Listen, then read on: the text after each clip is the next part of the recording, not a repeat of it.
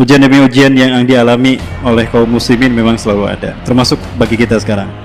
Apalagi kita hidup di zaman luar biasa. Ya, pada saat itu fitnah di zaman para nabi adalah fitnah yang spesifik. So di zaman kita semua fitnah yang ada di zaman para nabi ada zaman sekarang. Betul? Ya, fitnah yang ada di zaman nabi siapa yang tidak ada? Fitnah di zaman Nabi Ibrahim. Apa yang terkenal? Manusia mempertuhankan manusia, ada zaman sekarang. Siapa? Bashar Assad, dia dipertuhankan kan? Bahkan Bashar Assad dalam satu berita ya dinyatakan membuat Quran redaksi dia sendiri, yang menggantikan Quran surat Al-Ikhlas dengan surat Al-Asad. Ya, ayat surat Al-Ikhlas dia rubah menjadi surat Al-Asad dan beberapa ayat dia potong. Contohnya, kalau tidak salah saya masih hafal ayat. Qul huwallahu ahad, Allahu samad, lam yahluk misla hafidil asad, wa lam yahkum li suriyah illa bashar al-asad. Itu nama ayatnya. 4 ayat kan sama, dia ganti seperti itu. Qul huwallahu ahad, katakanlah tidak ada Tuhan selain dialah Allah yang Maha Esa. Allah tempat bergandung segala makhluk. Allahu samad. Lam yakhluq misla hafidil asad. Allah tidak menciptakan satu makhluk pun seperti dengan Hafid al-Asad, ayahnya Bashar Assad. Walam yahkum li suryatil balad, dan tidak ada yang berhak menghukum dan memimpin negeri Suriah illa Basharul Asad, kecuali Bashar Assad. Ini sudah diresmikan pada bulan Juni 2017, 16 Juni 2017. Kononnya demikian. Ini berita para muslimin. Nah, makin jelas dia adalah Fir'aun yang hidup di zaman sekarang. Para muslimin, apakah ini menjadi sebuah presiden buruk bagi kita bahwa Allah tidak berhasil menjaga Qur'annya? Oh, jangan salah para muslimin. Banyak Allah tampakkan kebenaran ayat-ayat Qur'an. Justru kemunculan dia itu merupakan bukti akan munculnya akan kebenaran Qur'an itu sendiri. Ya, Allah. Surat yang tadi dia rubah luar biasa, padahal itu surat yang maknanya dahsyat luar biasa. Ya, asbabun nuzul dari surat ini diturunkan saat itu datang orang-orang Yahudi ke menghadap Rasulullah sallallahu alaihi wasallam dan berkata, "Ya Muhammad, ya insib lana rabbaka." Sebutkan sisilah Tuhanmu itu Muhammad. "Au sif lana rabbaka adzakarun huwa wa untha." Sebutkan Tuhanmu itu Muhammad, laki-laki kah atau perempuan kah? Itu kata orang-orang Yahudi. Orang Nasrani juga ada di sana dan berkata kepada Rasulullah, "Ya Muhammad, sif lana rabbaka, insib lana rabbaka." Sebutkan sisilah Tuhanmu itu.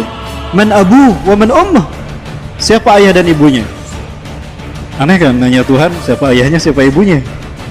Ya, karena Nabi Isa itu anak Tuhan versi mereka. Nah, kemudian datang juga orang-orang Majusi. "Ya Muhammad, sif lana rabbaka." Wahai Muhammad, tunjukkan padaku, pada kami, seperti apakah Tuhanmu itu? Amin dhahabin huwa aw min fiddah. Apakah Tuhanmu itu dari emas seperti Siddhartha Gautama ataukah dari perak? Orang dari perak siapa ini? Asin Wiratu. Nanti dibikin patung Asin Wiratu dari perak yang membantu muslim di Myanmar. Rasulullah belum menjawab pertanyaan mereka, tetapi Allah yang menurunkan jawabannya. Maka turun surat Al-Ikhlas. A'udzu billahi minasy syaithanir rajim. Bismillahirrahmanirrahim.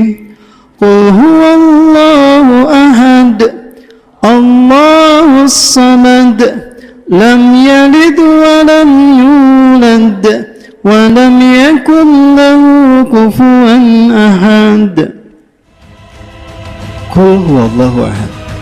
Ayat pertama diakhiri dengan kalimat ahad. Ini luar biasa para sekalian. Begini para Allah, kenapa tidak diturunkan dengan kalimat Qul huwallahu wahid? Kenapa? Padahal wahid artinya sama kan dengan ahad. Wahid artinya apa? Satu. Kenapa tidak menggunakan kata wahid? Karena setelah wahid ada isnin, setelah isnin ada sulasa, setelah sulasa ada ruba', setelah ruba' ada khamsah, ada arba', ada khamsah, ada sitah, terus tanpa ujung. Tapi kalau ahad, apa bilangan sesudah ahad? Ada? Tidak ada. Kalau satu ada dua, setelah dua ada tiga, sehingga muncullah paham Trinitas. Tapi kalau ahad, ada bilangan berikutnya setelah ahad? Tidak ada. Jadi gimana kita menerjemahkannya? Kul, katakan oleh umat Muhammad, Huwallahu, dialah Allah, ahadun, satu yang satu-satunya, satu dan satu-satunya, tidak ada duanya kan? Subhanallah.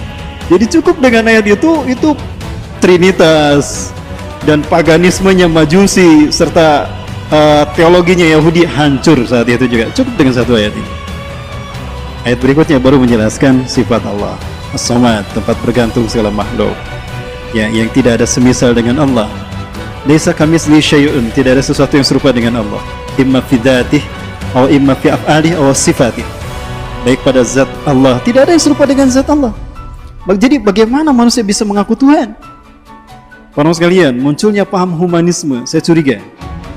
Paham-paham tentang humanisme pada dasarnya ingin mengangkat derajat manusia agar setara dengan Tuhan. Karena di akhir zaman ini banyak manusia yang bisa melakukan apa yang dilakukan Tuhan. Betul? Maka muncullah Dajjal. Sebetulnya humanisme ini tujuannya, endingnya, orientasinya adalah untuk menggiring opini manusia agar mengakui Dajjal sebagai Tuhannya. Karena Dajjal akan datang di saat manusia penuh dengan petaka, ada dalam kehilangan apapun. Sehingga ketika Dajjal datang, dia memberikan apapun yang dibutuhkan manusia.